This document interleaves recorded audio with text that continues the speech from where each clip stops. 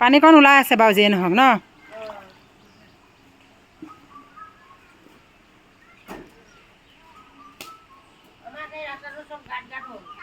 পানী কোমলি মাটি পেলোৱা নহয় তাতে।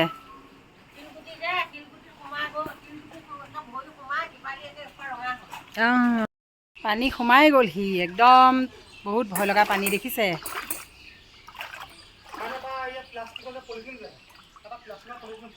আৰু এইফালে আমাৰ দমকল এটা পুতি ৰাখিছিলোঁ বানপানীৰ কাৰণে, আৰু এতিয়া পানী নোলোৱা হৈ আছিলে তাকে ঠিক কৰিব দিছোঁ। আপোনালোকক অকণমান দেখাই আছোঁ, কাৰণ খোৱা পানীৰ কাৰণে আমাৰ ইয়াত বহুত কষ্ট হৈ যায়। আমাৰ ঘৰৰ পিছফালে যিটো হেণ্ডপাম্প আছিলে মানে দমকল আছিলে, এইটোত পানী নোলোৱা হৈ গ'লগৈ। আৰু মানে পানী নোলোৱা হৈ গ'ল নহয়, পানী একে কলটো দ জেগা যে ঢাক খাই গ'ল, আৰু এতিয়া সেইকাৰণে এইটো ঠিক কৰিছোঁ।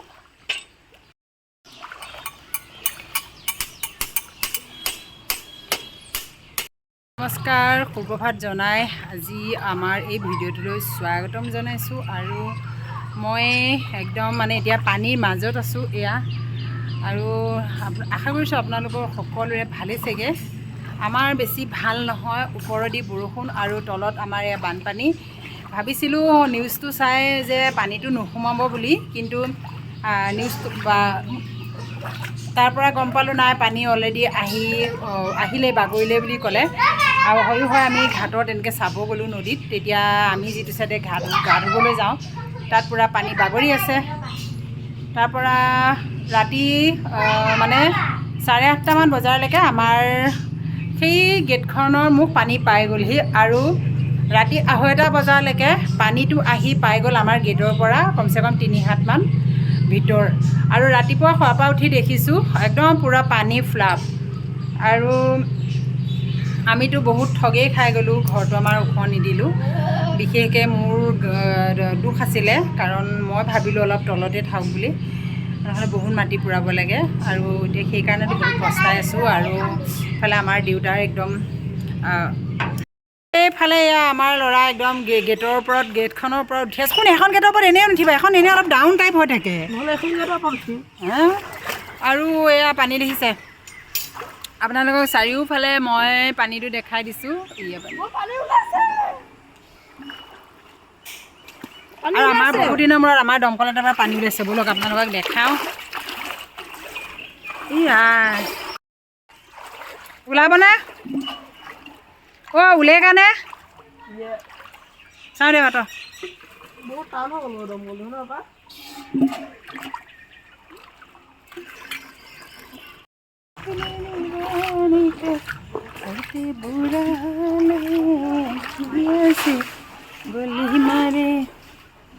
আৰু ইয়াত যদি পানী সোমাই যায় একদম মানে আমাৰ আৰু হৈ যাব। আৰু ফুলৰ টাববোৰ ক'ত ওপৰত উঠাই থৈ দিলোঁ এইফালে।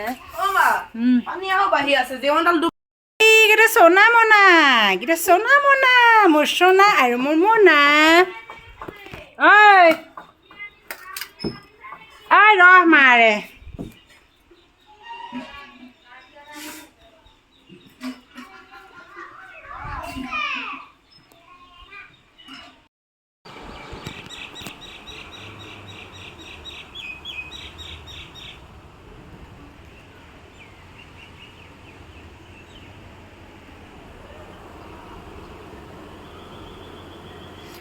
তামাম পুলিচ গৈছে, তামাম পুলিচ গৈছে, পুলিচৰ গাড়ী।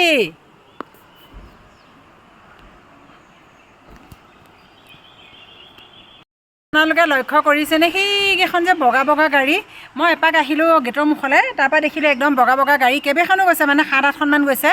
এতিয়া দেখিছোঁ তাতে বহুত মানে বেটেলিয়ান পুলিচ এনেকৈ নামিছে, আৰু কিবা তেওঁলোকে নিজৰ অস্ত্ৰ শস্ত্ৰ লৈ আহিছে। আৰু কি কাৰণত বা এনেকৈ নামিছে কৈছে নাজানো আৰু দেই, কি পাইছে তেওঁলোকে।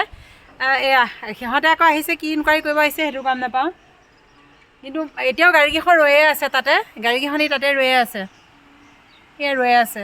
আৰু এতিয়া একদম পূৰা ভৰ দুপৰীয়া হৈ গ'ল, মানে 1:30 বজা নাই, 1 বাজিছে। আৰু ভাত পানী বনালোঁ, খাবলৈ মন যোৱা নাই। দাইল বনালোঁ আৰু ভেন্দি আলু চব্জি বনালোঁ, আৰু কিনো বনাম আৰু কিবা বেলেগ বনাই খাবলৈতো মনেই নাযায়। ইফালে আমাৰ ঘৰৰ OCDC মানে আমাৰ মৰমৰ কুকুৰ পোৱালিকেইটা একদম ভুকি আছে, সিহঁতে অকলে থাকিব লগা হৈছে গাড়ী গেৰেজত।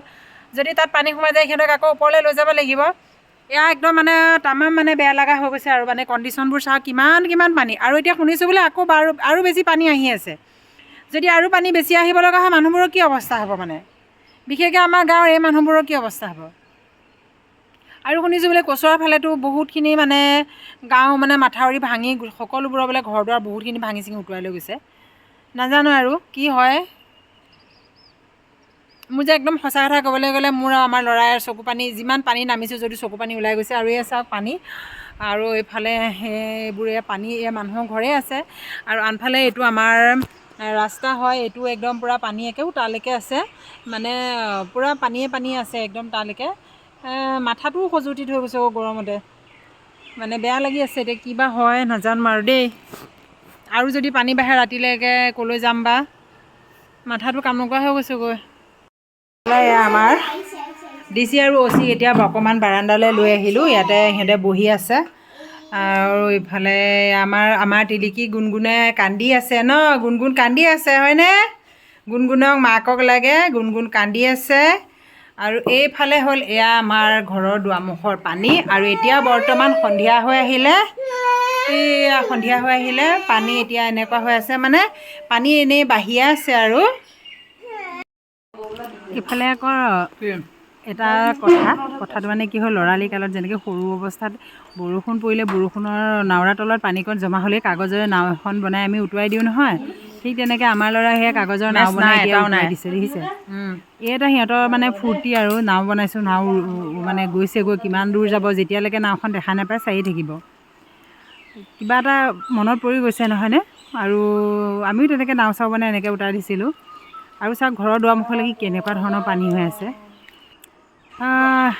এয়া আকৌ আমাৰ ল'ৰাই এয়া আমাৰ ওচৰৰ বহুতৰ ঘৰলৈ গৈ পেলাই এই ভিডিঅ' অকণ কৰি দিছিলোঁ তাক কিমান পানী হৈ আছে দেখিছে। মই কিন্তু সেইখিনিলৈ যোৱা নাই অলপ পানীখিনি দৰ কাৰণে মই যোৱা নাই। মই খালি ভিডিঅ' এটাই কৰিলোঁ।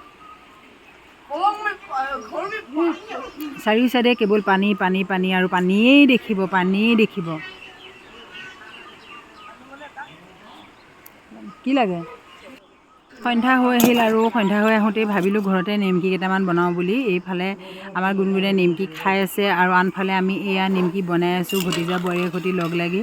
কাৰণ কিয় চাহ তাহ খাবলৈ এতিয়া বানপানীৰ ল'ৰা ছোৱালী কিবাকিবি খাবৰ কাৰণে মন যায় যে সেইকাৰণে এতিয়া আমি এয়া মানে নিমকিখিনি মই কাটি দিলোঁ আৰু বোৱাৰীয়ে একদম ধুনীয়াকৈ ফ্ৰাই কৰি আছে।